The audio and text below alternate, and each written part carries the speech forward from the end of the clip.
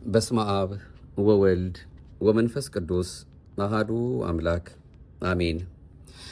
ክርስቶስ ተንሥአ እሙታን በአብይ ኃይል ወሥልጣን አሰሮ ለሰይጣን አጋዞ ለአዳም ሰላም እምይእዜሰ ኮነ ፍስሐ ወሰላም።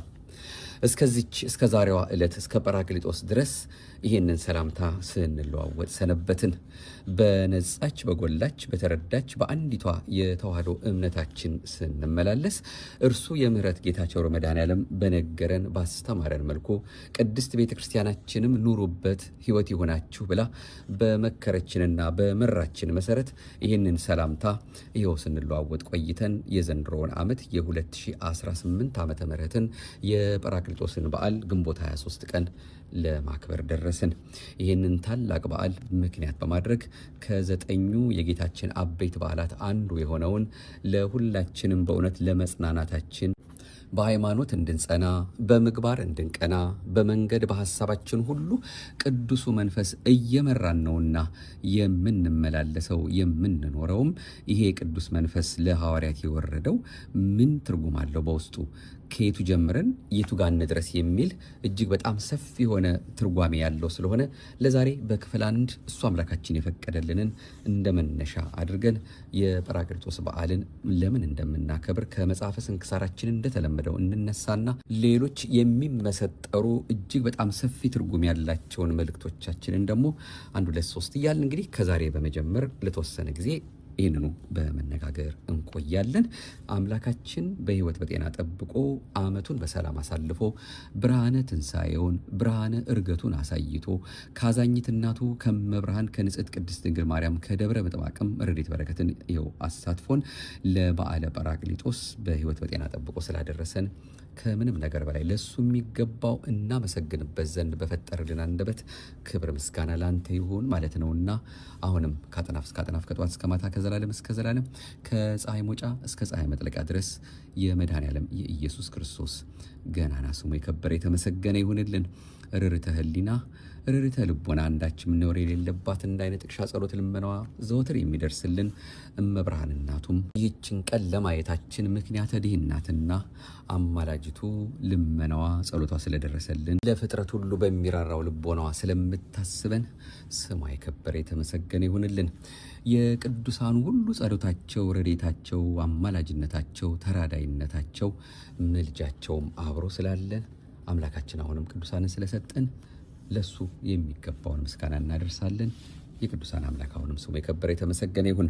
ማኅደረ ተዋሕዶን ነው እንደሱ እንደ አምላካችን ፈቃድ በነጻች በጎላች በዚች በአንዲቷ ለቅዱሳን ፈጽሞ አንድ ጊዜ በተሰጠችዋ እምነት ስንመላለስ ልንሰማው የሚያስፈልገንን መንፈሳዊ መልእክታችንን በማዳመጥ ላይ የምንገኘው ግንቦት 18 የሚነበበው መጽሐፈ ስንክሳራችን ይህም ያው ጥንቱን ይዞ ስለመጣ ማለት ነው። ያው በየዓመቱ ቢቀያየርም የጥንቱ ግን ግንቦት 18 ላይ ነውና የሚያርፈው እንዲህ ብሎ ስለ ጰራቅሊጦስ የሚነግረንን ከሁሉ እናስቀድማለን። አንድ አምላክ በሚሆን በአብ በወልድ በመንፈስ ቅዱስ ስም የግንቦት ወር 18 በዚች ቀን የክብር ባለቤት ጌታችን ካረገ በኋላ በ10ኛ ከትንሣኤው 50ኛ ቀን ለደቀ መዛሙርቱ ከአብ የሚሰርጽ ሌላ አካላዊ ሕይወት ጰራቅሊጦስን እልክላችኋለሁ ብሎ ተስፋ እንደሰጣቸው በሐዋርያት ላይ አጽናኝ መንፈስ ቅዱስ ወረደ። እናንተም ከአርያም ኃይልን እስከምትለብሱ በኢየሩሳሌም ኑሩ አላቸው። ሁለተኛም ያ እውነተኛ መንፈስ በመጣ ጊዜ ወደ እውነት ሁሉ ይመራችኋል አላቸው። ጴጥሮስም እንዲህ አላቸው፣ እርሱም አለቃቸው የሆነ ጌታችን አጽናኙን ይኸውም መንፈስ ቅዱስ ነው ሊልክልን ተስፋ አስደርጎናል፣ የምናሰማውንና የምናደርገውን ልብ ያስደርገን ዘንድ። ይህንንም ሲነግራቸው እነሆ የአውሎ ነፋስ ድምፅ ሰሙ፣ በዓለም ውስጥ እንደርሱ ያለ የማያውቁት ጣፋጭ መዓዛ ሸተቱ። የተከፋፈሉ የእሳት ላንቃዎችም በእያንዳንዳቸው ቸው ላይ ሲወርዱ ታዩ። በአዲስ ቋንቋም ተናገሩ። ለጌትነቱ እጅ መንሻ ሊሆን 40 ቀን ጾሙ። ሁለተኛም በሐዋርያት ሥራ መጽሐፍ በዓለ ሃምሳ የተባለውም ቀን በደረሰ ጊዜ ሁሉም በአንድ ልብ ሆነው አብረው ሳሉ ድንገት ከሰማይ የአውሎ ነፋስ ድምፅ መጣ። ተቀምጠው የነበሩበትንም ቤት ሁሉ መላው። የተከፋፈሉ የእሳት ልሳኖችም ታዩአቸው፣ በእያንዳንዳቸውም ላይ ተቀመጡባቸው። ሁሉም መንፈስ ቅዱስን ተመሉ። በየራሳቸውም በሀገር ሁሉ ቋንቋ ይናገሩ ጀመር፣ መንፈስ ቅዱስ ይናገሩ ዘንድ እንደሰጣቸው። ከሰማይም በታች ካሉ ሕዝብ ሁሉ በጸሎት የተጉ አይሁድ በኢየሩሳሌም ይኖሩ ነበር። ይህንንም ድምፅ በሰሙ ጊዜ ደንግጠው ሁሉም ተሰበሰቡ፣ በየሀገራቸው ቋንቋ ሲናገሩ ሰምተዋቸዋልና። ተደንቀውም በድንጋጤ እንዲህ አሉ፣ እነሆ እኒህ ገሊላ ሰዎች አይደሉምን? እኛም እያንዳንዳችን የተወለድንበትን የገዛ ቋንቋችንን እንዴት እንሰማለን? የጳርቴና የሜድ የኢላሜጤም ሰዎች ስንሆን በሁለት ወንዝም መካከል በይሁዳም በቀጰዶቅያም በጳንጦስም በእስያም በፍርግያም በጵንፍልያም በግብፅም በቀሬናም ባሉት ወይም በኩል ባሉት በሊቢያ ወረዳዎች የምንኖር በሮሜም የምንቀመጥ አይሁድም ወደ ይሁዲነት የገባን የቀርጤስና የአረብ ሰዎች ስንሆን የእግዚአብሔርን ገናናነት በቋንቋችን ሲናገሩ እንሆን ሰማቸዋለን። ሁሉም ደንግጠው የሚናገሩትን አጡ። እርስ በርሳቸውም እንጃ ይህ ምን ይሆን አሉ። ሌሎች ግን እያፌዙባቸው ጉሽ የወይን ጠጅ ጠግበዋል አሉ። ጴጥሮስም ከ12ቱ ጋር ቆመ፣ ድምፁንም ከፍ አድርጎ እንዲህ ሲል ተናገራቸው። የይሁዳ ሰዎች፣ በኢየሩሳሌም የምትኖሩ ሁላችሁ ይህ በእናንተ ዘንድ የታወቀ ይሁን፣ ቃሎቼንም አድምጡ። ለእናንተ እንደመሰላችሁ እነዚህ የሰከሩ አይደሉም፣ ከቀኑ 3ኛ ሰዓት ነውና። ነገር ግን ይህ በነቢዩ በኢዩኤል የተባለው ነው። እግዚአብሔር አለ፣ በመጨረሻው ቀን እንዲህ ይሆናል፣ ሥጋ በለበሰ ሁሉ ላይ ከመንፈስ ያሳድራለሁ። ወንዶችና ሴቶች ልጆቻችሁ ትንቢትን ይናገራሉ፣ ጎበዞቻችሁም ራእይን ያያሉ፣ ሽማግሎቻችሁም ሕልምን ያልማሉ።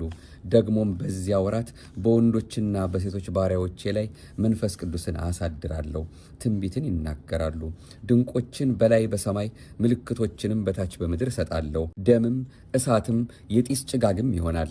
ታላቅ የሆነ የጌታ ቀንም ሳይመጣ ፀሐይ ወደ ጨለማ ጨረቃም ወደ ደም ይለወጣል። የጌታን ስም የሚጠራ ሁሉ ይድናል። ዳዊትም እንዲህ አለ፣ ቅዱስ መንፈስህን ከኔ ላይ አትውሰድብኝ፣ ደስ የሚያሰኝ ድህነትንም ስጠኝ። በጽኑ መንፈስህም አጽናኝ፣ ለዝንጎች ሕግህን እንዳስተምራቸው። ሁለተኛም መንፈስህን ትልካለህ ይፈጠራሉ አለ።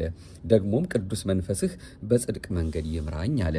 ደግሞም በእግዚአብሔር ቃል ሰማዮች ጸኑ፣ ሰራዊቶቻቸው ሁሉ በአፉ ውስጥ ትንፋስ። ኢሳይያስም እንዲህ አለ፣ በእኔ ሕልውና ያለ ያዋሃደኝ ሕይወቴ መንፈስ ቅዱስ ለድሆች የምሥራችን እሰብክ ዘንድ ለተማረኩትም ነፃነትን የእግዚአብሔርንም ዓመት የተመረጠ እለው ዘንድ አለኝ። ጌታችንም እንዲህ አለ፣ ከእናንተ ጋር ሳለሁ ይህን ነገርኳችሁ። ነገር ግን አብ በስሜ የሚልከው አጽናኝ መንፈስ ቅዱስ እርሱ ሁሉን ያስተምራችኋል፣ እኔም የነገርኳችሁን ሁሉ ያሳስባችኋል። እኔ ሰላሜን እተውላችኋለሁ፣ የአባቴንም ሰላም እሰጣችኋለሁ። እኔ የምሰጣችሁ ዓለም እንደሚሰጠው ስጦታ አይደለም። ልባችሁ አይታወክ፣ አትፍሩም። እኔ እሄዳለሁ፣ ወደ እናንተም ተመልሼ እመጣለሁ እንዳልኳችሁ ሰማችሁ። ሁለተኛ ደግሞ እንዲህ አለ፣ እኔ ከአብ ዘንድ የምልክላችሁ አጽናኝ፣ እርሱም ከአብ የሚገኝ የእውነት መንፈስ በመጣ ጊዜ እርሱ ስለ እኔ ይመሰክራል።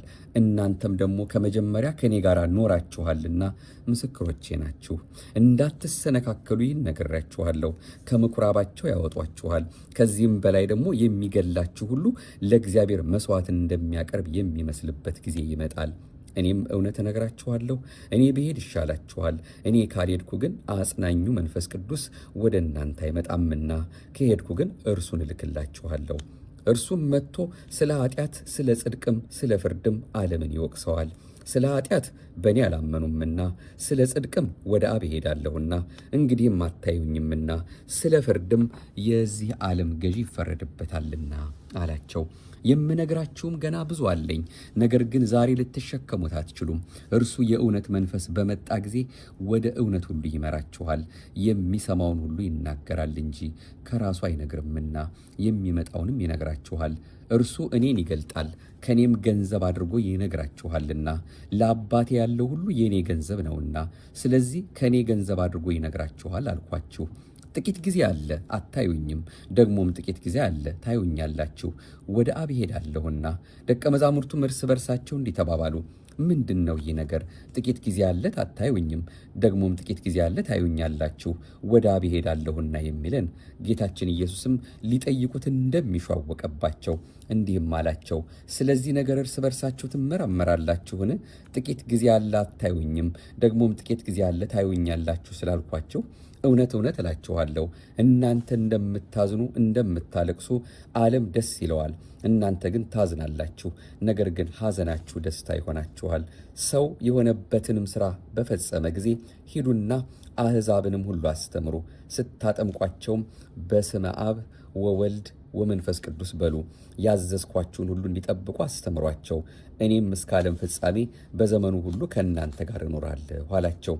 ለጌታችን ኢየሱስ ክርስቶስም ከቸር አባቱ አዳኝና ሕይወት ከሆነ ቅዱስ መንፈሱ ጋር ጌትነት፣ ክብረ፣ ምስጋና ይሁን ለዘላለሙ አሜን ብሎ ነው እንግዲህ የግንቦት 18 የቀደመውን የጥንቱን ይዞ ይህንን የዘንድሮውን ዓመት የጰራቅሊጦስን በዓል ስናስብ በዚህ መልኩ የሐዋርያት ሥራን ጠቅሶ የነገረንን መጽሐፈ ስንክሳራችን የሚነግረን የሚያስተምረን እንግዲህ ከላይ ለመግለጽም እንደተሞከረው እንግዲህ ከበዓለ ጰራቅሊጦስ ማግስት ጀምሮ የምንቀበለው የሐዋርያት ጾም እንግዲህ መንፈስ ቅዱስን አሳድሮባቸው የሚናገሩትን 72 ቋንቋ እነሱ ከሚያውቁት ሌላ 71 ሌላ ቋንቋ ተገልጾላቸው በ72 ቋንቋ እንዲናገሩ አድርጎ ሂዱ ወደ ዓለም አስተምሩ ብሎ አምላካችን ሲነግራቸው ለዚያ ስራቸው ቅድሚያ ያደረጉት እሱን አምላካቸውን አብነት አድርገው 40 ቀን ጾሙ ይለናልና ከሰባቱ አጽዋማት አንዱ መሆኑን አውቀን እንድንጾመውም የተሰጠን ቅዱስ ቤተክርስቲያናችን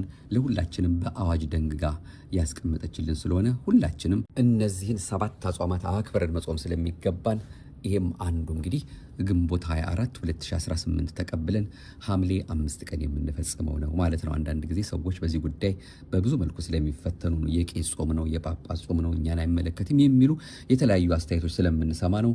ጾም ምንጊዜም የሚሰጠው ለኛ ከእግዚአብሔር ጋር እንገናኝበት ዘንድ ነውና እነዚህን 7 አጽዋማት አክብረን መጾም አለብን እንጂ ባንችል እንኳን አቅቶኛል አልቻልኩም ማለት ነው እንጂ ይሄ የገሌ ጾም ነው የገሌ ጾም ነው ብለን የማይገባ ምክንያት መስጠት ከምንም አያድነንም፣ ለምንም አይጠቅመንም።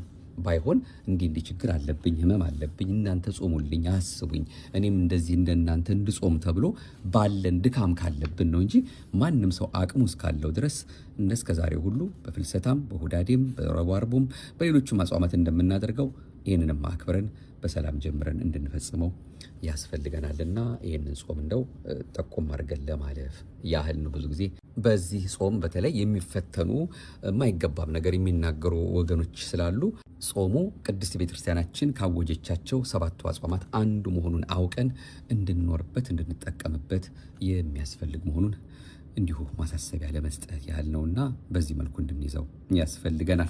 እንግዲህ መጽሐፈ ስንክሳራችን ይህን ከነገረን ይህን አሁን የተነጋገርንበትን ነገር በበለጠ እንድናጠናክረውና የቅድስት ቤተክርስቲያናችን ሕይወቷ የሆነውን ይህንን የመንፈስ ቅዱስን ስራ ለእያንዳንዳችንም ደግሞ ካለ ቅዱሱ መንፈሱ ምንም መስራት ስለማንችል በጣም በርካታ ትርጓሜዎች ስላሉት እኛም እንግዲህ ለዛሬ ከዚሁ አሁን ከተነጋገርንበት አከል አድርገን ሌሎች ምንጮችን እየጠቀስን መነጋገራችንን እንቀጥላለን። በቅድሚያ በዓላት የሚለው በዲያቆን ብርሃኑ አድማስ በአንድ ወቅት ተጽፎ የነበረው በዓላት ምን፣ ለምን፣ እንዴት በሚለው መጽሐፍ ውስጥ በዓለ ጰራቅሊጦስ ወይም ጴንጠቆስጤ የሚለውን አጠር ባለ መልኩ እንዲህ ይገልጸዋል።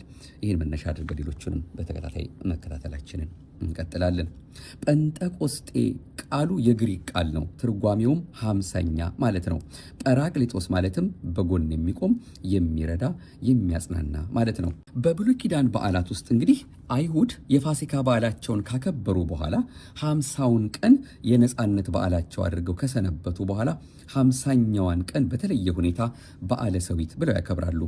በእነርሱ አገር ከመጋቢት እስከ ግንቦት ያለው ወቅት ጸደይ ወይም የእሸት ወራት ነውና ጌታችን እርሱ ባወቀ ይህን በዓል ማለትም በዓለ ሰዊትን ለሐዲስ ኪዳን በዓላችን 2 ጥቅሞችን እንዲያስገኝ አድርጎታል።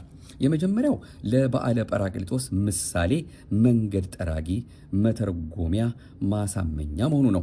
ሁለተኛው ግን በዓሉ እንዲከበር ዋናው ምክንያት የሆነው ርደተ መንፈስ ቅዱስ ወይም የመንፈስ ቅዱስ መውረድ ጌታችን ባረገ በ10ኛው ቀን በተነሳ በ50ኛው ቀን በወረደበት ዕለት በዝርወት የነበሩ አይሁድ ሁሉ ለበዓለ ፋሲካና ከዚሁ ተያይዞ ለሚከበረው ለበዓለ ሰዊት እንደተሰበሰቡ የተፈጸመ መሆኑ ነው። በመጽሐፍ ቅዱስ እንደተጻፈው በዚያች በኢየሩሳሌም የተሰበሰቡ ሰዎች ብዙዎች ነበሩ። ከሰማይ በታች ካሉ ሕዝብ ሁሉ በጸሎት የተጉ አይሁድ በኢየሩሳሌም ይኖሩ ነበር። ይህም ድምፅ በሆነ ጊዜ ሕዝብ ሁሉ ተሰበሰቡ ተብሎ እንደተጻፈ ሰዎቹ በጸሎት የተጉ መሆናቸውና ከእግዚአብሔር የሆነውን ለመቀበል ዝግጁ መሆናቸው በክርስቶስ አምላክነት አምነው የቤተ ክርስቲያን መሠረት እንዲጣል ምክንያት ሆኗል። የሐዋርያት ሥራ ምዕራፍ 2 ቁጥር 5። ሰዎቹ እንደተጻፈውም ነገሩ ከእግዚአብሔር መሆኑን ለመመርመር ጊዜ አልፈጀባቸውም። ተገርመውም ተደንቀውም እንዲህ አሉ፣ እነሆ እነዚህ የሚናገሩት ሁሉ የገሊላ ሰዎች አይደሉምን? እኛም እያንዳንዳችን የተወለድንበትን የገዛ ቋንቋችንን እንዴት እንሰማለን? የእግዚአብሔርን ታላቅ ሥራ በልሳኖቻችን ሲናገሩ እንሰማቸዋለን በማለት ቅዱስ ሉቃስ በሐዋርያት ሥራ ማለት ነው እንደዘገበው ሥራውን የእግዚአብሔር አድርገው ለመቀበል ረድቷቸዋል። የሐዋርያት ሥራ ምዕራፍ 2 ቁጥር 7። ተገርመውና ተደንቀው አልቀሩም። የቅዱስ ጴጥሮስን ስብከት ሰምተው አምነው የተጠመቁት ብዙዎች ናቸው። ቃሉንም የተቀበሉ ተጠመቁ። በዚያም ቀን 3000 የሚያህል ነፍስ ተጨመሩ። በሐዋርያትም ትምህርትና በኅብረት እንጀራውንም በመቁረስ በጸሎትም ይተጉ ነበር የሚለው ለዚህ አብይ አስረጂ ነው። የሐዋርያት ሥራ ምዕራፍ 2 ከቁጥር 41። ይህች ዕለት የቤተ ክርስቲያን የልደት ቀን የምትባለውም ለዚህ ነው። መንፈስ ቅዱስ የወረደባት፣ በ3000 ሰዎች ጥምቀት መስፋፋት የጀመረችባት፣ ሐዋርያትም ፍሩሃኑ ጥቡዓን ወይም ደፋሮች ሆነው በእውቀት በልጽገው በአይምሮ ታድሰው ዓለሙን ለመለወጥ ኃይል ያገኙባት ዕለት ናት። ቅዱስ ዮሐንስ አፈወርቅ እነዚህን ነገሮች አስታውሶ ሲናገር መንፈስ ቅዱስ ባይወርድላት ኖሮ የቤተ ክርስቲያን ሕልውና ኮስምኖ ቀጭጮ ይቀር ነበር። ስለዚህም በሚገባ አነጋገር ይህች ዕለት የቤተ ክርስቲያን የልደት ቀን ትባላለች ብሏል። ከዚህም የተነሳ ሌሎች ሊቃውንትም ዕለቲቱን የበዓላት ሁሉ እመቤት እንደሚሏት ብፁዕ አቡነ ጎርጎርዮስም በኢትዮጵያ ኦርቶዶክስ ተዋሕዶ ቤተ ክርስቲያን መጽሐፍ ወይም ደግሞ ታሪክ መጽሐፋቸው ላይ ገጽ 133 ላይ ገልጸውታል። እንግዲህ ከላይ በጠቀስናቸው አበይት ምስጢራት ምክንያት በዓለ ጰራቅሊጦስ ከትንሣኤ በኋላ በ50ኛው ከዕርገት በ10ኛው ቀን በድምቀት ይከበራል። እንደሚታወቀው ሁሉ የትንሣኤ በዓላችን የሚፈጸመው በዚህ ዕለት በመሆኑ የትንሣኤው ቃል እግዚአብሔር በዚህ ዕለት ይፈጸማል። በዓሉ ጌታችን በመዋዕለ ሥጋዌው ለቤተ ክርስቲያን ከእናንተ ጋር ስኖር ይህን ነግሬያችኋለሁ፣ አብ በስሜ የሚልከው ግን መንፈስ ቅዱስ የሆነው አጽናኝ እርሱ ሁሉን ያስተምራችኋል፣ እኔም የነገርኳችሁን ሁሉ ያሳስባችኋል እና ያመኑትንም እነዚህ ምልክቶች ይከተሏቸዋል፣ በስሜ አጋንንትን ያወጣሉ፣ በአዲስ ቋንቋ ይናገራሉ ሲል የገባው ኪዳን የተፈጸመበት ተደርጎም ይከበራል። በእኛ ቤተ ክርስቲያን ሊቃውንት በፍትሐ ነገሥት የገለጹትን በማሰብ በመንፈሳዊ ሐሴት በቃለ እግዚአብሔር ይከበራል። ፍትሐ ነገሥታችን ትንሣኤን ባከበራችሁ በ50ኛው ቀን ዕርገቱን ባከበራችሁ በ10ኛው ቀን በዓለ ጰራቅሊጦስን አክብሩ፣ ደገኛ በዓል ይሁንላችሁ። ጌታችን ኢየሱስ ክርስቶስ በዚያ ዕለት በ3 ሰዓት መንፈስ ቅዱስን ሰዶልናልና በፈቃዱ መንፈስ ቅዱስን የተመላንበት ጸጋውን ሀብቱን ያገኘንበት እርሱ በእኛ እንዳደረብን መጠን በ72 ቋንቋ የተናገርንበት ክርስቶስ እግዚአብሔር የባሕርይ አምላክ እንደሆነ ለአሕዛብ ለአይሁድ ያስተማርንበት ቀን ነውና ይላል ፍትሐ ነገሥት ትርጓሜ አንቀጽ 19 ገጽ 264። ስለ አከባበሩም ተጨማሪ ሁኔታዎችንም ያትታል። ይኸውም ትንሣኤውን በመብልና በመጠጥ እንዳከበር ነው፣ በዓለ ጰራቅሊጦስን ደግሞ በጾም በጸሎት እናክብረው የሚል ነው። እንግዲህ ጾሙንም በዛው ስለምንቀበል ማለት ነው። እንግዲህ በዚህ መልኩ ነው በዓላት የሚለው መጽሐፍ ይህንን አጠር ባለ መልኩ እየገለጸልን ማለት ነው። በነገራችን ላይ ሳንረሳው እንደው ለማስታወስ ያህል ጌታችን 9 አበይት በዓላት እንዳሉት እስከዛሬ በተደጋጋሚ በዚህ በማኅደረ ተዋሕዶ መርሃ ግብራችን ስናነሳቸው ነበርና እንደው ለማስታወስ ጰራቅሊጦስ በተለይ እንደው የመጨረሻው ማካተቻው ሆኖ ስለሚጠቀስ 1ኛ ልደት፣ 2ኛ ጥምቀት፣ 3ኛ ደብረ ታቦር፣ 4ኛ ሆሳዕና፣ 5ኛ ስቅለት፣ 6ኛ ትንሣኤ፣ 7ኛ ዕርገት፣ 8ኛ ጰራቅሊጦስ እንደውም ከሁሉ የሚቀድመው ጽንሰት ወይም በዓለ ትስብእት ነው። እነዚህን እንግዲህ የጌታችን 9 አበይት በዓላት ብለን የምናከብራቸው ናቸው። ሌሎች ደግሞ 9 ደግሞ ንዑሳን በዓላት አሉ። ስብከት፣ ኖላዊ፣ ብርሃን፣ ግዝረት፣ ልደተ ስምዖን፣ ቃና ዘገሊላ፣ ደብረ ዘይት፣ ጌና እና መስቀል። እነዚህ ደግሞ ንዑሳን ተብለው የሚጠሩ በዓላት መሆናቸውን ከወዲሁ ለመጠቆም ያህል ነው። አንድ ሌላ ነገር እናክልና የክፍል 1 መርሃ ግብራችንን በዚህ መልኩ ተነጋግረን ያዝ ለማድረግ እንሞክር። የመንፈስ ቅዱስ ነገር ተነጋግረን የምንዘልቀው በብዙ መልኩ የሚመሰጠር ስለሆነ ማለት ነው። መጋቢ ሐዲስ ዶክተር ሮዳስ ታደሰ ይህን በተመለከተ የመንፈስ ቅዱስን ወይም የጰራቅሊጦስን በዓል እንዲህ ብለው በሳቸው በኩልም ምስጢራትን እየነገሩን አስተምረውናል። በሐዋርያት ሥራ ምዕራፍ 1 ቁጥር 14 ላይ እንደተጻፈ የባሕሪ አምላክ ኢየሱስ ክርስቶስ ሞትን ድል አድርጎ በተነሳ በ40ኛው ቀን ደቀ መዛሙርቱን ወደ ቢታንያ በማውጣት እነሆም አባቴ የሰጠውን ተስፋ እኔ እልክላችኋለሁ፣ እናንተ ግን ከላይ ኃይል እስክትለብሱ ድረስ በኢየሩሳሌም ከተማ ቆዩ ብሎ ሰማያዊ ሀብትን ሰማያዊ ዕውቀትን ገንዘብ እስኪያደርጉ ድረስ በኢየሩሳሌም እንዲቆዩ አዞ በምስጋና አረገ። ስለምን እንደዚህ ያዘዛቸው ቢሉ መንፈስ ቅዱስን ከመቀበላቸው በፊት ፈሪዎች ነበሩና ጸጋ መንፈስ ቅዱስን ባልተቀበለ ሰውነታቸው አይሁድ መከራ አጽንተውባቸው ሃይማኖታቸውን እንዳይክዱ ነው። ዳግመኛም ሕሊናቸውን በተመስጦ ለማቆየት ሲሆን፣ ሌላው ደግሞ መንፈስ ቅዱስ የሚወርደው በጽርሐ ጽዮን ነውና ከአንዱ ወደ አንዱ ሲዘዋወሩ እንዳይቀርባቸው ነው። 12ቱ ሐዋርያት፣ 72ቱ አርድእት፣ 36ቱ ቅዱሳት አንስት በማርቆስ እናት በማርያም ቤት ሆነው በይሁዳ ምትክ ማትያስን አስገብተው ሰማይ ምድር የማይወስኑትን አምላክ በማኅፀኗ የተሸከመች የድንግልና ጡቶቿን ያጠባች ንጽሕት ቅድስት ድንግል የሌለችበት ጉባኤ ከጸጋ መንፈስ ቅዱስ የተለየ ነውና የመስቀል ስር ስጦታቸውን የኢየሱስ እናት ማርያምን ይዘው በአንድ ልብ ሆነው በጸሎት መትጋት እንደጀመሩ ቅዱስ ሉቃስ በሐዋርያት ሥራ ምዕራፍ 1 ቁጥር 14 ላይ ጽፎልናል። ከዚያም ልክ በ3 ሰዓት ማለት ነው ከወደ ሰማይ እንዳውሎ ነፋስ ያለ ድምፅ ነጉዶ ተሰምቶ ያሉበትን ቤት መላው። ይህም የሚያስተምረን ማኅደረ መንፈስ ቅዱስ የሆነች እመቤታችን ያለችበትና የምትጠራበት ጉባኤ የእግዚአብሔር መንፈስ ቅዱስ ጸጋ እንዳለበት ያሳየናል። ይኸውም የመንፈስ ቅዱስ ጸጋ አስቀድሞ በኤልሳቤጥ ሲታወቅ ገና እመቤታችን ደርሳ ሰላምታን ስትሰጣት ቅዱስ ወንጌል በኤልሳቤጥ ላይ መንፈስ ቅዱስ መላባት በማለት እንደመሰከረ እናያለን። ሉቃስ ምዕራፍ 1 ቁጥር 41።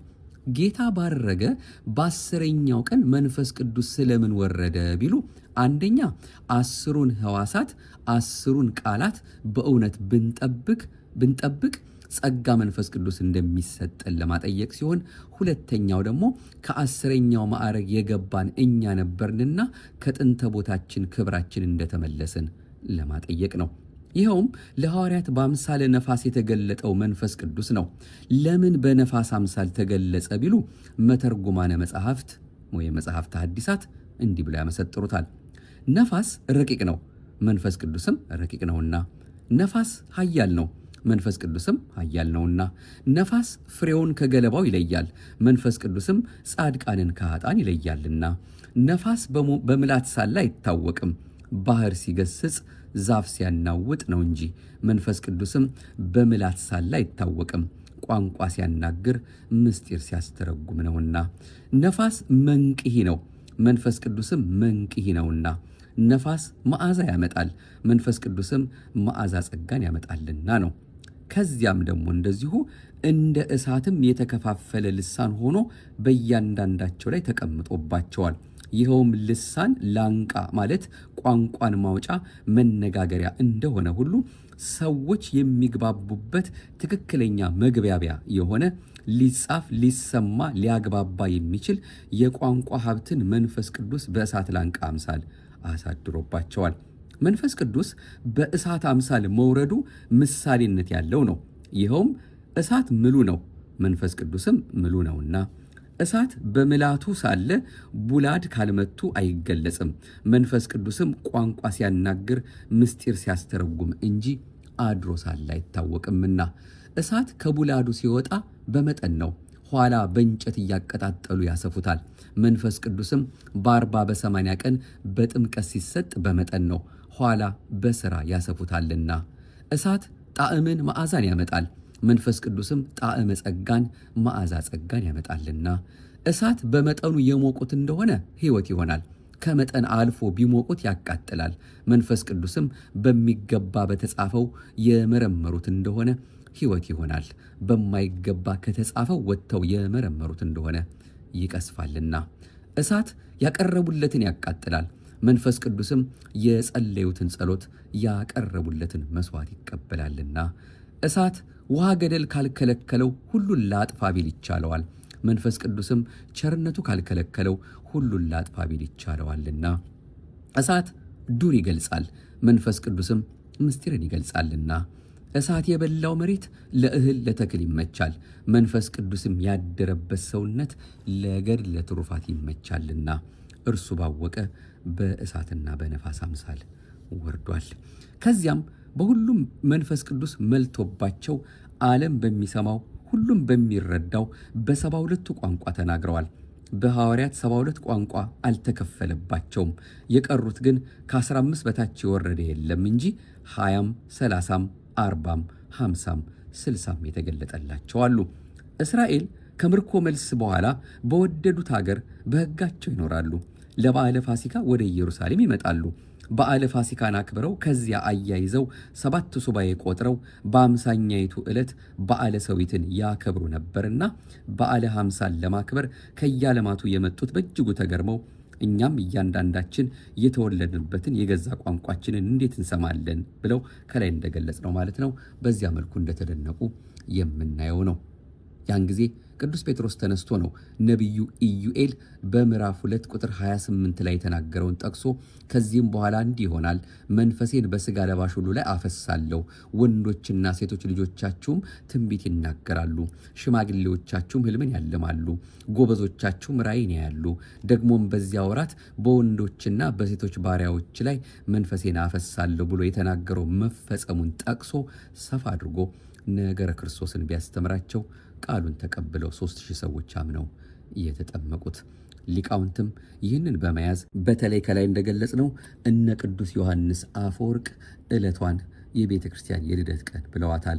እመቤታችን በመጀመሪያዋ ቤተ ክርስቲያን በማርቆስ እናት ቤት በሰገነት ላይ በመስቀል ስር ባደራ የተቀበለቻቸው በልጇ በኢየሱስ ክርስቶስ የባሕርይ አምላክነት የሚያምኑ የአደራ ልጆቿን ሐዋርያትን ይዛ እንደተገኘች ዛሬም በልጇ ደም በተመሰረተችው ሐዋርያዊት በሆነችው በቅድስት ቤተ ክርስቲያን ተሰብስበን የልጇን የባሕርይ አምላክነት የእርሷን ወላዲት አምላክነት በመመስከር እንኖራለን። ወነአምን በመንፈስ ቅዱስ እግዚ ማህየዊ ዘሰረጸ እምአብ ንስግድ ሎቱ ወንሰብሖ ምስለ አብ ወወልድ ዘነበበ በነቢያት።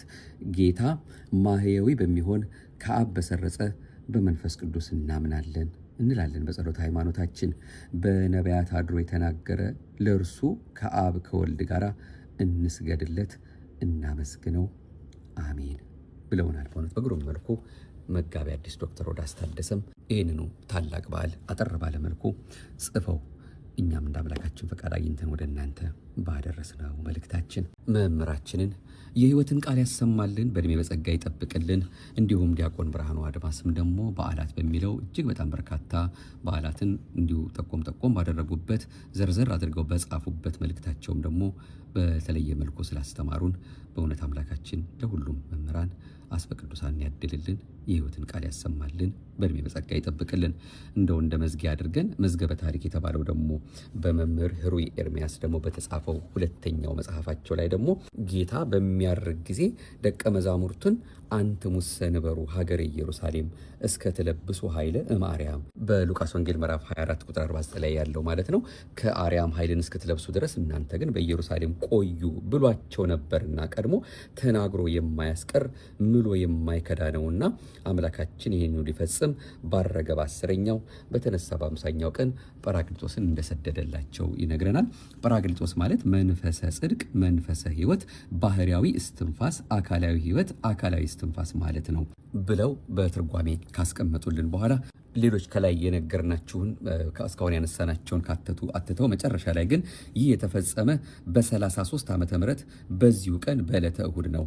ዕለቱን ሊቃውንት ሀብተ መንፈስ ቅዱስ የተሰጠበት ወደ የሀገራቸው በተመለሱ ጊዜ በአሕዛብ መካከል የሚያስተዋውቋትንና የሚመሰክሩላትን 3000 ምዕመናንን ያገኘችበት ዕለት ስለሆነ የቤተ ክርስቲያን የልደት ቀን ሲሉ ጠርተውታል ብለው ነግረውናል። ሐዋርያት መንፈስ ቅዱስን ሲቀበሉ እመቤታችን ከሌሎች ቅዱሳት አንስት ጋር አብራቸው ለጸሎት ትተጋ እንደነበረ በዚሁ በሐዋርያት ሥራ ምዕራፍ 1 ቁጥር 14 እና ምዕራፍ 2 ቁጥር 1 ላይ የተገለጸ እንዳለ እንዳንረሳ ነው። እንግዲህ በቀጣዩ ደግሞ መንፈስ ቅዱስ መጽንዒ የሚያጸና፣ መንጽሔ የሚያነጻ፣ ናዛዚ መስተፍስሒ የሚሉትን ትርጓሜዎችን ይዘን ተመልሰን ሌሎች ጉዳዮቻችንን በቀጣይነት የምንመለከተው ይሆናል። እስከዚያው ይኸው ቅዱስ መንፈስ ለልባችን የነገረንን የዛሬውን እሱ አምላካችን በቸርነቱ ያስተማረንን የምንኖርበት የምንጸና የምንጽናናበት እንዲያደርግልን ፈቃዱ ይሁንልን። በእያንዳንዷ ሕይወታችን ውስጥ ያለ መንፈስ ቅዱስ እርዳታ ምንም መንፈሳዊ ነገሮችንም መስራት አንችልምና እንድንጾም፣ እንድንጸልይ፣ እንድንመጸውት፣ እንድንሰግድ፣ መልካም ትሩፋቶችን እንድንሰራ፣ ወደ ቤተክርስቲያን እንድንገሰግስ፣ ጉባኤያትን እንድንሳተፍ፣ በሰዓታቱ፣ በማሌቱ፣ በቅዳሴው፣ በዝማሬው፣ በስብከቱ፣ በእያንዳንዱ ነገር ሁሉ መንፈስ ቅዱስ ሲረዳ ብቻ ነው ማድረግ የሚቻለውና በዚህ መልኩ ቅዱሱ መንፈስ ከኛ እንዳይርቅብን በእውነት አቤቱ በእሽታ መንፈስ ደግፈኝ፣ ቅዱሱን መንፈስ ከኔ አትውሰድብኝ እንዳለ መዝሙር 50 ላይም እንደተነገረ ማለት ነው። እርሱ አምላካችን ይህንኑ ቅዱሱን መንፈስ ከልባችን እንዳያጠፋብን የምንጸናበትን ኃይል ብርታት እንዲያድለን፣ ፈታኛችን እንዲያስርልን፣ የምንጀምረውንም ጾም ደግሞ በሰላም ጀምረን እንድንፈጽም ለሐዋርያት የሰጠውን በረከት ለእኛም አብልጦ አብዝቶ እንዲያድለን የፍቅር አምላክ የቸርነት አምላክ የርኅራኄ አባት ቸሩ መድኃኔዓለም እንዲረዳን ፈቃዱ ከሁላችን ጋር ይሁንልን። ሀገራችን ኢትዮጵያን እሱ አምላካችን አሁንም በሚያጸናው በሚያበረታው በቅዱስ መንፈሱ እየጎበኘ ደጉን መልካሙን ጊዜ እንዲያቀርብላት ሁላችንም በጸሎት እንድንማጸን ያስፈልገናል። የእኛንም የኔንም የእናንተንም የሁላችንም መጨረሻ የድንግል ማርያም አንድያ ልጇ ቸሩ መድኃኔዓለም የፍቅር አምላክ ሁላችንም በዓይነ ምሕረቱ እየተመለከተ ከቀን ወደ ቀን ዕድሜ እየሰጠ ይመለሳሉ፣ ከልብ ወደ እኔ ይቀርባሉ እያለ ይኸው ለዚህ አድርሶናልና የሰው መጨረሻው ሲያምር ስለሆነ እርሱ በቸርነቱ ሕይወታችንን ጠብቆ ለደገኛው ክብር እንዲያበቃን ፍቅሩን የምናስብበት ከትላንት ዛሬ የተሻለ መልካሙን ልቦና እንዲሰጠን የተቀደሰ እሱ የአምላካችን ፈቃዱ ይሁንልን። ባርከን ባርከን ልጆችህን ባርከን ባርከን ባርከን ልጆችህን ባርከን በቅዱስ መንፈስ አንድ ሐሳብ አድርገን በቅዱስ መንፈስ አንድ ሐሳብ አድርገን ባርኪን ባርኪን ልጆችሽን ባርኪን ባርኪን ባርኪን ልጆችሽን ባርኪን ድንግል ሆይ በምልጃሽ አንድ ሐሳብ አድርጊን ድንግል ሆይ በምልጃሽ ከልጅሽ አስታርቂን ጥሪህን ስንሰማ ወደ አንተ እንድንመጣ በሕግ ልንኖር ከቤት ሳንወጣ በሕይወት ስንደክም እንዳንጠፋ ባለም እርዳን ፈጣሪያችን ቸሩ መድኃኔዓለም። ባርከን ባርከን ልጆችህን ባርከን ባርከን ባርከን ልጆችህን ባርከን በቅዱስ መንፈስ አንድ ሐሳብ አድርገን በቅዱስ መንፈስ አንድ ሐሳብ አድርገን ከተፈረደብን የባርነት ሕይወት ከመጣብን መርገም በመብል ምክንያት ከሲኦል እስራት እኛ የዳንብሽ ድንግል ሆይ ምንጊዜም አይለየን ምልጃሽ።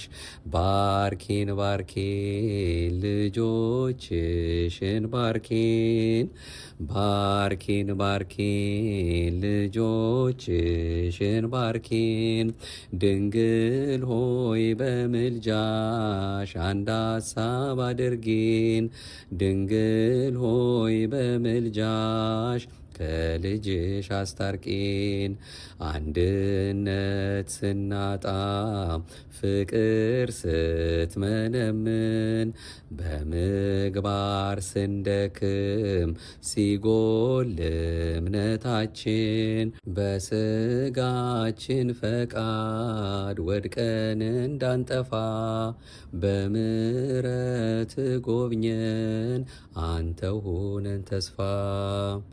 ባርከን ባርከን ልጆችህን ባርከን ባርከን ባርከን ልጆችህን ባርከን በቅዱስ መንፈስ አንድ ሐሳብ አድርገን በቅዱስ መንፈስ አንድ ሐሳብ አድርገን።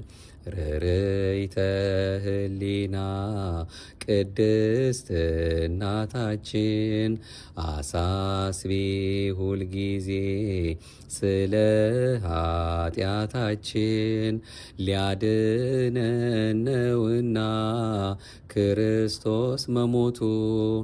አሳስቢ እማምላክ ድንግል ወላዲቱ። ባርኪን ባርኪን ልጆችሽን ባርኪን ባርኪን ባርኪን ልጆችሽን ባርኪን ድንግል ሆይ በምልጃሽ አንድ ሐሳብ አድርጊን ድንግል ሆይ በምልጃሽ ከልጅሽ አስታርቂን። ድንግል ሆይ በምልጃሽ አንድ ሐሳብ አድርጊን ድንግል ሆይ በምልጃሽ ከልጅሽ አስታርቂን። የምህረት አምላክ የምንጸና የምንጽናናበትን እሱን የምናውቅበትን ከእሱ ጋር ተጣብቀን ቀሪ ዘመናችን የምንፈጽምበትን እሱ የሚያውቀውን ቅዱሱን መንፈስ ለሁላችንም እንዲሰጠንና መጨረሻችንን በእውነት እንዲያሳምርልን ፍቅሩን ከሁላችንም እንዳያጎልብን የተቀደሰ ፈቃዱ ይሁንልን። በክፍል 2 ከዚሁ ከጰራቅሊጦስ ጋር በተያያዘ በማኅደረ ተዋሕዶ የምናደርሳችሁ መርሐ ግብር በቀጣይነት ይዘን የምንመለሰው ይሆናል። እስከዚያው ሰላም እግዚአብሔር ከሁላችን ጋር ይሁንልን። አቤቱ አንተን መፍራትን በልቦናችን በጎ አምልኮትህንም በህሊናችን ጨምር። ማኅደረ ተዋሕዶ እንደ ኦርቶዶክሳዊ ተዋሕዶ ቤተክርስቲያናችን እምነት ስርዓትና ትውፊት ከተለያዩ ምንጮች ያው እንደሰማነው እያመጣን የምንከታተለው መንፈሳዊ የዩቱብ አገልግሎታችንን ነበረ ስናደምጥ የቆየ ነው። መርሐ ግብራችንን ለሚያደምጡ ሁሉ እናንተም እንደ እግዚአብሔር ፈቃድ በተቻላችሁ የእግዚአብሔር ቃል ለሁሉ ይዳረስ ዘንድ ከእናንተ የሚሆነውን ነገር ከማድረግ ወደኋላ እንዳትሉ፣ ብትችሉም ሰብስክራይብ አድርጋችሁ መርሐ ግብራችን ብትከታተሉ በበለጠ ትጠቀማላችሁ፣ ታተርፉበታላችሁ ብለን ተስፋ በማድረግ ነው ይህንን መልእክት ወደ እናንተ እያደረስን ያለ ነው። እንግዲህ ለሁላችንም ከሳሽ ወቃሽ ፈራጅ እንዳያደርግብን እርሱ አምላካችን በቅዱሱ መንፈስ ያመላልሰን፣ የይቅርታውን ስራ ለሁላችን የሚስራልን። አሜን። ይቆየን። ክብር ምስጋና ይሁን ለአብ፣ ክብር ምስጋና ይሁን ለወልድ፣ ክብር ምስጋና ይሁን ለመንፈስ ቅዱስ ዛሬም ዘወትርም ለዘላለሙ አሜን። የተባረከ ጾም ይሁንልን። አሜን። ይቆየን።